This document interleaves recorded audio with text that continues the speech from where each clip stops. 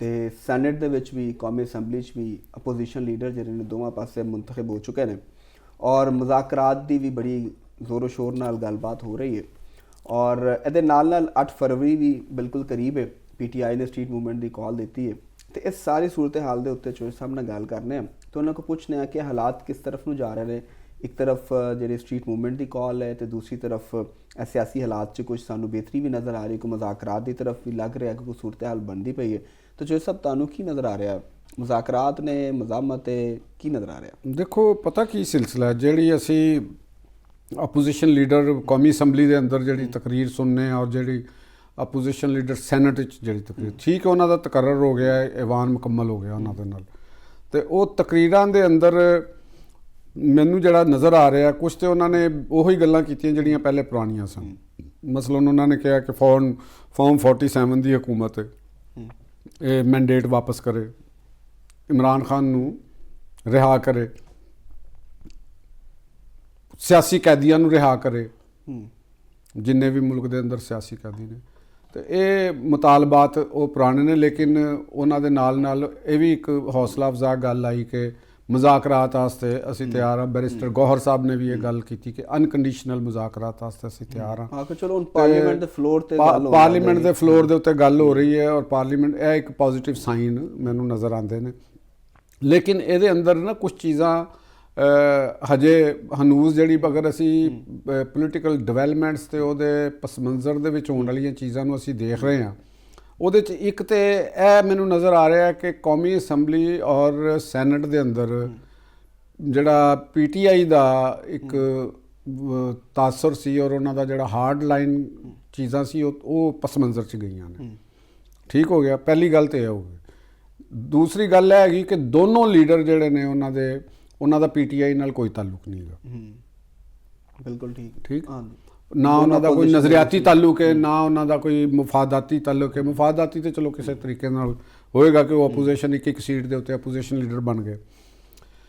ਹੁਣ ਇੱਕ ਤਰਫ ਦੂਸਰਾ ਪਹਿਲੂ ਉਹਨਾਂ ਦੀ ਸਿਸਟਰ ਦਾ, ਉਹਨਾਂ ਦੀ ਸਿਸਟਰਾਂ ਦਾ, ਜਿਹੜੇ 8 ਫਰਵਰੀ ਦੇ ਕਾਲ ਦੇ ਉੱਤੇ ਅਜੇ ਤੱਕ ਉਹ ਮੁਸਰ ਨੇ, ਕਿਉਂਕਿ ਅਲੀਮਾ ਖਾਨ ਸਾਹਿਬਾਂ ਨੂੰ ਸਵਾਲ ਵੀ ਪੁੱਛਿਆ ਗਿਆ ਕਿ 8 ਫਰਵਰੀ ਦੇ ਹੋਏਗਾ ਤੁਹਾਡਾ ਇਤਜਾਜ, ਕਿਉਂਕਿ ਜਿਹੜੇ ਅਪੋਜੀਸ਼ਨ ਲੀਡਰ ਨੇ ਉਹ ਤਾਂ ਮੁਜ਼ਾਕਰਾਤ ਦੀ ਗੱਲ ਕਰ ਰਹੇ ਨੇ। ਤੇ ਉਹ ਫਿਰ ਉਸ ਵਕਤ ਉਹਨਾਂ ਦੇ ਕੋਲੋਂ ਕੋਈ ਮੁਨਾਸਬ ਜਵਾਬ ਨਹੀਂ ਸੀ ਬਣ ਰਿਹਾ ਤੇ ਉਹਨਾਂ ਨੇ ਕਿਹਾ ਕਿ ਨਹੀਂ ਉਹ ਹੋਏਗਾ। ਇੱਥੋਂ ਮੈਨੂੰ ਇੱਕ ਚੀਜ਼ ਤੇ ਇਹ ਵੀ ਲੱਗਦੀ ਹੈ ਕਿ ਸ਼ਾਇਦ ਜਿਹੜਾ ਨੈਰੇਟਿਵ ਸੀ ਉਹ ਅਲੀਮਾ ਖਾਨ ਸਾਹਿਬਾ ਦਾ, ਉਹ ਥੋੜ੍ਹਾ ਜਿਹਾ ਮੇਰਾ ਖਿਆਲ ਹੈ ਕਿ ਕਮਜ਼ੋਰ ਹੋਏ ਨੇ।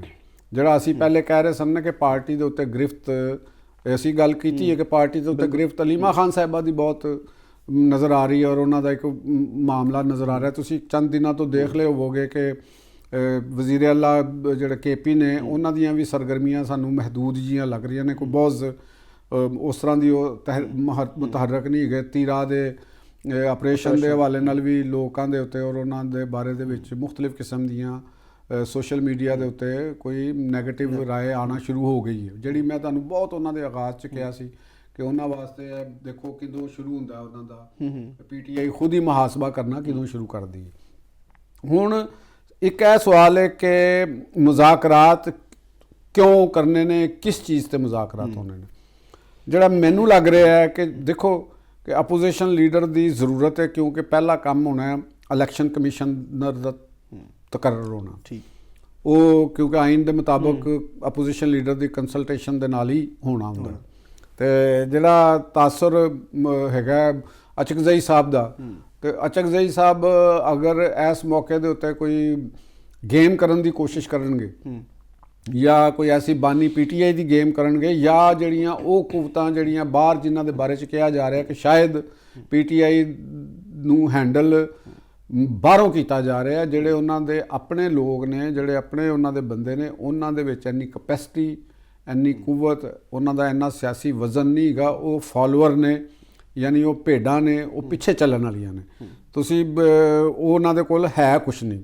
ਉਹ ਇਹ ਆਰਗੂਮੈਂਟ ਨੂੰ ਵੀ ਸਾਨੂੰ ਕਿਸੇ ਹੱਦ ਤੱਕ ਵਜ਼ਨ ਇਸ ਤਰ੍ਹਾਂ ਮਿਲਦਾ ਹੈ ਕਿ ਦੇਖੋ ਕਿ PTI ਦੇ ਲੋਕਾਂ ਨੇ ਅਸੈਂਬਲੀ ਦੇ ਅੰਦਰ, ਜਿਹੜੇ ਕੌਮੀ ਅਸੈਂਬਲੀ 'ਚ ਬੈਠੇ ਨੇ, ਉਹਨਾਂ ਵਾਸਤੇ ਇੱਕ ਐਮਬੈਰਸਿੰਗ ਸਿਚੁਏਸ਼ਨ ਤੇ ਹੈ ਨਾ ਕਿ ਇੱਕ ਬੰਦਾ ਐਸਾ ਉਹਨਾਂ ਦੀ ਲੀਡ ਕਰਨ ਦੇ ਵਾਸਤੇ ਬੰਦਾ ਹੈ ਜਿਹਦਾ ਪਾਰਟੀ ਨਾਲ ਕੋਈ ਤਾਲੁਕ ਨਹੀਂ ਹੈਗਾ। ਅੱਛਾ, ਵੈਸੇ ਕੁਝ ਜਿਹੜੇ ਬੈਠੇ ਲੋਕ ਨੇ, ਦੋਸਤ ਨੇ, ਉਹ ਕਹਿੰਦੇ ਨੇ ਕਿ ਯਾਰ ਇਹ ਵੈਸੇ ਚੰਗਾ ਹੋ ਗਿਆ ਹੂੰ ਕਿ ਇਹ ਭਾਰ ਜਿਹੜੇ ਨੇ ਸਾਡੇ ਤੋਂ ਲੱਥਿਆ ਹਾਂ ਕਿ ਉਹ ਜੋ ਭਾਰ ਹੁਣ ਮਹਿਮੂਦ ਅਚਕਜ਼ਈ ਸਾਹਿਬ ਨੇ ਚੁੱਕਣਾ ਹੈ ਹਾਂ ਉਹ ਚੁੱਕਣ ਅਸੀਂ ਪਹਿਲੇ ਬੜਾ ਕੁਝ ਬਰਦਾਸ਼ਤ ਨਹੀਂ ਕਰ ਤੇ ਚੁੱਕੇ ਦੇਖੋ ਨਾ ਕਿ ਉਹ ਮਹਿਮੂਦ ਅਚਕਜ਼ਈ ਨੂੰ ਕੀ ਮਸਲਾ, ਉਹ ਤੇ ਭਾਰ ਲਾ ਦੇਗਾ ਆਰਾਮ ਨਾਲ, ਉਹਦਾ ਤਾਂ ਕੁਝ ਨਹੀਂ ਜਾਣਾ ਨਾ, ਉਹਦਾ ਤਾਂ ਕੋਈ ਸਟੇਕ ਤੇ ਨਹੀਂ। ਅਗਰ ਫਰਜ਼ ਕਰੋ ਵੈਸੇ ਉਹ ਇਹਨਾਂ ਦੇ ਤੁਹਾਨੂੰ ਯਾਦ ਹੋਏਗਾ ਸਦਰ ਦੇ ਉਮੀਦਵਾਰ ਵੀ ਰਹੇ ਸਨ, ਸਦਰ ਦੇ ਉਹ ਰਹੇ ਨੇ, ਨਵਾਜ਼ ਇਹਨਾਂ ਨੇ ਸ਼ਰੀਫ ਵੋਟ ਸਾਹਿਬ ਨੂੰ ਦਿੱਤਾ ਸੀ। ਬੜਾ ਉਹ ਕਰਦੇ ਉਹਨਾਂ ਦੇ ਉੱਤੇ ਤੇ ਅੱਜ ਕੱਲ ਸੋਸ਼ਲ ਮੀਡੀਆ ਤੇ ਤੁਸੀਂ ਉਹਨਾਂ ਦੇ ਸੁਣ ਰਹੀ ਰਹੇ ਜੋ ਕਹਿੰਦੇ ਸਨ ਕਿ ਜੋ ਨਵਾਜ਼ ਸ਼ਰੀਫ ਕੋ ਵੋਟ ਨਾ ਦੇ ਤੋ ਉਹ ਬੇਗੈਰਤ ਹੈ। ਤੇ ਉਹਦੇ ਉੱਤੇ ਫਿਰ ਜਿਹੜੇ ਇਮਰਾਨ ਖਾਨ ਸਾਹਿਬ ਦੇ ਕਲਿੱਪ ਚੱਲ ਰਹੇ ਨੇ ਸੋਸ਼ਲ ਮੀਡੀਆ ਤੇ, ਉਹਨਾਂ ਨੇ ਉਹਨਾਂ ਨੂੰ ਕੀ ਕਿਹਾ ਸੀ। ਤਾਂ ਇਹ ਤਾਂ ਇੱਕ ਦਿਲਚਸਪ ਗੱਲ ਹੈ, ਤੁਸੀਂ ਵੀ ਇੰਜੋਏ ਕਰ ਰਹੇ ਹੋ, ਅਸੀਂ ਵੀ ਕਰ ਰਹੇ ਹਾਂ। ਇਹ ਸਾਰੀਆਂ ਚੀਜ਼ਾਂ ਜਿਹੜੀਆਂ ਮਾਜ਼ੀ ਦੀਆਂ ਤੇ ਹੋ ਰਹੀਆਂ ਨੇ, ਕਹਿੰਦੇ ਐਵੇਂ ਤਾਂ ਨਹੀਂ ਕਿਹਾ ਨਾ ਕਿ ਯਾਦ ਮਾਜ਼ੀ ਅਜ਼ਾਬ ਹੈ ਯਾਰ ਹਾਂ ਛੀਨ ਲੈ ਮੁਝਸੇ ਹਾਫਜ਼ਾ ਮੇਰਾ, ਤੇ ਉਹ ਇਸੇ ਚੀਜ਼ ਵਾਸਤੇ ਕਿਹਾ ਗਿਆ। ਤੇ ਇਹ ਜ਼ਾਹਰ ਹੈ ਉਹਨਾਂ ਨੂੰ ਵੀ ਮਿਲ ਰਿਹਾ ਨਾ। ਅਸੀਂ ਤੇ ਗੱਲ ਅੱਜ ਦੀ ਕਰ ਰਹੇ ਹਾਂ, ਹਾਲ ਦੀ ਜੋ ਮਾਜ਼ੀ ਸੀ ਉਹ ਗੁਜ਼ਰ ਗਿਆ, ਤੇ ਅੱਜ ਜਿਹੜਾ ਅੱਜ ਕੀ ਹੋ ਰਿਹਾ ਸੀ ਉਹਦੀ ਗੱਲ ਕਰਨੀ, ਜਿਹੜਾ ਕੱਲ ਹੋਣਾ ਉਹਦਾ ਸਾਨੂੰ ਪਤਾ ਨਹੀਂ। ਅੱਛਾ ਹੁਣ ਇੱਕ ਹੋਰ ਚੀਜ਼ ਵੀ ਨਾ, ਜੈਸੇ ਸਭ ਕਾਇਮਾ ਕਮੇਟੀਆਂ ਤੋਂ ਅਸਤੀਫੇ ਦਿੱਤੇ ਸਨ, ਉਹ ਆਣਗੇ ਨਾ, ਉਹ ਹੁਣ ਤੁਹਾਨੂੰ ਜਿਹੜੇ ਦੇਖੋ ਕਿ ਮੁਜ਼ਾਕਰਾਤ, ਪਹਿਲੀ ਗੱਲ ਹੈ ਕਿ ਅਸੈਂਬਲੀ ਦੇ ਸਪੀਕਰ ਸਾਹਿਬ ਨੇ ਵੀ ਕਿਹਾ ਜੀ ਮੇਰਾ ਆਫਿਸ ਹਾਜ਼ਰ ਹੈ, ਤੁਸੀਂ ਆ ਜਾਓ, ਠੀਕ ਹੈ। ਪ੍ਰਾਈਮ ਮਿਨਿਸਟਰ ਨੇ ਵੀ ਕਹਿਤਾ ਵੀ ਆ ਜਾਓ, ਰਾਣਾ ਸਨਾਉਲਾ ਯਾਨੀ ਗਵਰਨਮੈਂਟ ਨੇ ਕਿਹਾ, ਉਧਰੋਂ ਵੀ ਆ ਰਹੀ ਹੈ। ਹੁਣ ਮੁਜ਼ਾਕਰਾਤ ਦਾ ਕੋਈ ਬਾਜ਼ਾਬਤਾ ਏਜੰਡਾ ਤੇ ਕਿਸੇ ਨੇ ਨਹੀਂ ਅਜੇ ਤੱਕ ਦਿੱਤਾ ਕਿ ਕਿਹੜਾ ਪੁਆਇੰਟਸ ਦੇ ਉੱਤੇ ਅਸੀਂ ਗੁਫ਼ਤਗੂ ਕਰਨੀ ਹੈ। ਹਾਂ ਵੈਸੇ ਅਚਕਜ਼ਈ ਸਾਹਿਬ ਨੇ ਕੁਝ 6 ਪੁਆਇੰਟ ਦਿੱਤੇ ਸਨ, ਉਹ ਅਸੈਂਬਲੀ 'ਚ ਤਕਰੀਰਾਂ ਕੀ ਉਹ ਹੋਣੇ ਨਹੀਂ। ਹਾਂ ਆਓ ਤਾਂ ਤੁਸੀਂ ਪਿਛਲੇ ਪ੍ਰੋਗਰਾਮ 'ਚ ਕਹਿਤਾ ਸੀ ਕਿ ਉਹਨਾਂ ਤੋਂ ਕੁਝ ਨਹੀਂ ਹੋਣਾ। ਉਹ ਤੇ ਦੇਖੋ ਨਾ ਜੀ, ਉਹ ਕਹਿੰਦੇ ਨੇ ਜੀ ਇਹ ਹਕੂਮਤ ਚਲੀ ਜਾਵੇ, ਤੇ ਇਹ ਕਿੱਥੇ ਚਲੀ ਜਾਏਗੀ? ਉਹ ਕੁਏਟਾ ਤੇ ਨਹੀਂ ਜਾ ਸਕਦੀ ਨਾ ਹਕੂਮਤ, ਜਾਂ ਉਹਨੂੰ ਤਾਂ ਪਸ਼ੀਨ ਨਹੀਂ ਚਲੀ ਜਾਣੀ। ਉਹ ਕਹਿੰਦੇ ਨੇ ਨੈਸ਼ਨਲ ਗਵਰਨਮੈਂਟ ਬਣਾਓ, ਉਹ ਕਿੰਨੇ ਬਣਾਣੀ ਹੈ? ਠੀਕ ਹੈ। ਉਹ ਕਹਿੰਦੇ ਨੇ ਕਿ ਜੀ ਮੈਂ ਕਦੇ ਹੱਥ ਨਹੀਂ ਚੁੰਮਿਆ, ਆਪਣੇ ਵਾਲਿਦ ਦਾ ਵੀ ਨਹੀਂ ਚੁੰਮਿਆ, ਤੇ ਮੈਂ ਆਪਣੇ ਵੱਡੇ ਭਰਾ ਦਾ ਵੀ ਨਹੀਂ ਹੱਥ ਬੋਸਾ ਲਿਆ ਕਦੇ। ਤੇ ਚਲੋ ਇਹ ਉਹਨਾਂ ਦੀ ਅਗਰ ਇਹਨੂੰ ਖੂਬੀ ਸਮਝ ਰਹੇ ਨੇ ਤੇ ਉਹਨਾਂ ਨੂੰ ਮੁਬਾਰਕ ਹੈ। ਉਹਨਾਂ ਨੂੰ ਮੈਂ ਕਹਾਂਗਾ ਕਿ ਲੱਗੇ ਰਹੋ ਮੁੰਨਾ ਬਾਈ, ਇਸ ਕੰਮ ਤੋਂ ਛੱਡਣਾ ਨਹੀਂ ਜੇ, ਵੱਡਿਆਂ ਦੀ ਇੱਜ਼ਤ ਕਦੇ ਨਹੀਂ ਜੇ ਕਰਨੀ, ਠੀਕ ਹੈ। ਕਿਉਂਕਿ ਅਸੀਂ ਤੇ ਲੋਕ ਜਿਹੜੇ ਇੱਥੇ ਪੰਜਾਬ 'ਚ ਆ, ਬਲਕਿ KP ਦੇ ਅੰਦਰ ਵੀ ਸਾਰੇ ਹੀ ਆਪਣੇ ਵੱਡੇ ਭਰਾਵਾਂ ਦੀ, ਮਾਂ-ਬਾਪ ਦੀ ਹੱਥ ਵੀ ਚੁੰਮਦੇ ਨੇ, ਪੈਰ ਵੀ ਚੁੰਮਦੇ ਨੇ, ਉਹਨਾਂ ਦਾ ਇਹਤਰਾਮ ਕਰਦੇ ਨੇ। ਤੇ ਇਹਨਾਂ ਨੇ ਅਗਰ ਨਹੀਂ ਚੁੰਮੇ ਹੋਣਗੇ ਤੇ ਚਲੋ ਇਹਨਾਂ ਦਾ ਇੱਕ ਆਪਣਾ ਇੱਕ ਤਰੀਕਾਕਾਰ ਹੋਏਗਾ ਔਰ ਇਹ ਨਾ ਹੋਏਗੀ। ਤੇ ਕਹਿਣ ਦਾ ਮਕਸਦ ਹੈ ਕਿ ਉਹਨਾਂ ਨੇ ਇਹ ਗੱਲ ਕਰਕੇ ਤੇ ਚੀਫ ਸਾਹਿਬ ਨੂੰ ਮੁਖਾਤਬ ਕਰਕੇ ਕਿਹਾ ਕਿ ਮੈਂ ਉਹਨਾਂ ਦੇ ਹੱਥ ਚੁੰਮ ਲਾਂਗਾ ਅਗਰ ਉਹ ਕਰਨਗੇ। ਇਹ ਨਹੀਂ ਜੇ ਹੋਣਾ, ਉਹਨਾਂ ਨੂੰ ਹੱਥ ਚੁੰਮਣ ਦੀ ਨੌਬਤ ਨਹੀਂ ਆਣੀ, ਠੀਕ ਹੈ। ਤੇ ਉਹ ਹੁਣ ਚੀਫ ਸਾਹਿਬ ਤੇ ਅੱਜ ਕੱਲ ਦੇਖਿਆ ਨਾ, ਹਾਏ ਹਾਏ ਹਾਏ, ਉਹ ਸ਼ਹਿਬਾਜ਼ ਸ਼ਰੀਫ ਸਾਹਿਬ ਨੇ ਉੱਥੇ ਸਾਈਨ ਕੀਤਾ ਨਾ ਟਰੰਪ ਨੇ, ਉਹਨਾਂ ਨੇ ਇੰਜ ਕਰਕੇ ਕਿਹਾ, ਤੇ ਉਹਨਾਂ ਨੇ ਕਿਹਾ ਉਹ ਤੇ ਉਹ ਰਾਤ ਉਹਨਾਂ ਨੇ ਫਿਰ ਟਰੰਪ ਨੇ ਕੀ ਕਿਹਾ ਐਂ ਕਰਕੇ।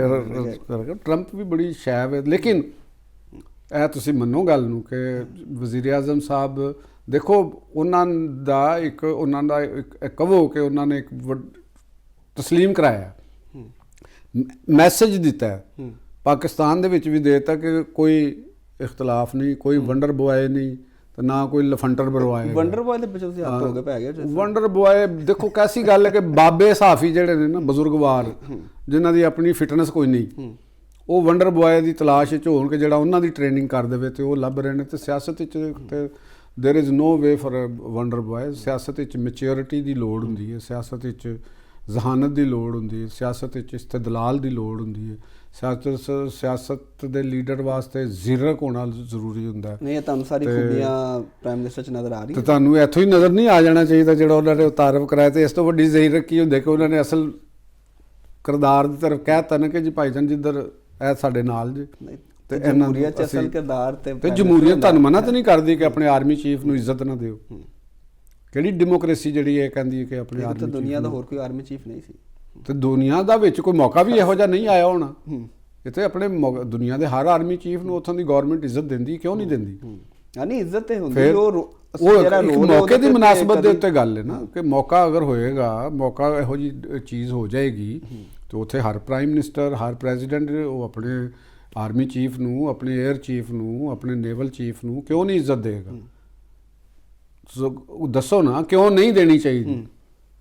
ਇਹਦਾ ਤੁਹਾਡੇ ਕੋਲ ਤੁਸੀਂ ਦੱਸੋ ਨਾ। ਤੁਸੀਂ ਦੇਣੀ ਚਾਹੀਦੀ ਇੱਜ਼ਤ, ਤੇ ਮਸਲਾ ਕੋਈ ਨਹੀਂ ਹੈਗਾ। ਤੁਸੀਂ ਚਾਹੁੰਦੇ ਨਾ ਦਿੰਦੇ ਇੱਜ਼ਤ? ਨਹੀਂ ਇੱਜ਼ਤ ਦਿੰਦੇ। ਗੱਲਾਂ ਜਿਹੜੀਆਂ ਹੋਣੀਆਂ ਉਹ ਤੇ ਹੋ ਰਹੀਆਂ ਕਿ ਉਸ ਫੋਰਮ ਦੇ ਵਿੱਚ ਤੇ ਫੋਰਨ ਆਫਿਸ ਦੇ ਲੋਕ ਜਿਹੜੇ ਨੇ ਉਹ ਦੁਨੀਆ ਤੋਂ ਗਏ ਨੇ, ਉਹਨਾਂ ਦੇ ਫੋਰਨ ਮਿਨਿਸਟਰਸ ਗਏ ਨੇ, ਸਾਡੇ ਪ੍ਰਾਈਮ ਮਿਨਿਸਟਰ ਵੀ ਤੇ ਫੀਲਡ ਮਾਰਸ਼ਲ ਦੋਨੋਂ ਜਿਹੜੇ ਨੇ ਉਸ ਫੋਰਮ ਦੇ ਉੱਤੇ ਗਏ ਨੇ, ਫਿਰ ਉਹ ਸਟੇਜ ਤੋਂ ਉਹਨਾਂ ਲਈ ਇਸ਼ਾਰਾ ਵੀ ਕਰ ਰਹੇ ਨੇ। ਤੇ ਚੀਜ਼ਾਂ ਨੂੰ ਕੁਝ ਲੋਕ ਕਹਿੰਦੇ ਨੇ ਕਿ ਸ਼ਾਇਦ ਇਹ ਕੋਈ ਡਿਪਲੋਮੇਸੀ ਨਹੀਂ ਹੈ, ਚਾਪਲੂਸੀ ਹੈ। ਨਹੀਂ, ਤੁਸੀਂ ਪਹਿਲੀ ਗੱਲ ਹੈ ਮੱਦੇ ਨਜ਼ਰ ਰੱਖੋ ਕਿ ਜਿੱਡੀ ਵੱਡੀ ਉਹ ਮੌਕਾ ਹੈ, ਜਿਹੜਾ ਵੱਡਾ ਉਹ ਕਾਨਫਰੰਸ ਹੈ, ਉੱਥੇ ਕੁਝ ਪ੍ਰੋਟੋਕੋਲ ਸੈੱਟ ਹੋਣੇ ਨੇ, ਉੱਥੇ ਦਾਵਤਨਾਮੇ ਹੋਣੇ ਨੇ, ਉੱਥੇ ਚੀਜ਼ਾਂ ਦਾ ਸਟੇਟਸ ਸਾਹਮਣੇ ਰੱਖਿਆ ਜਾਂਦਾ ਹੈ।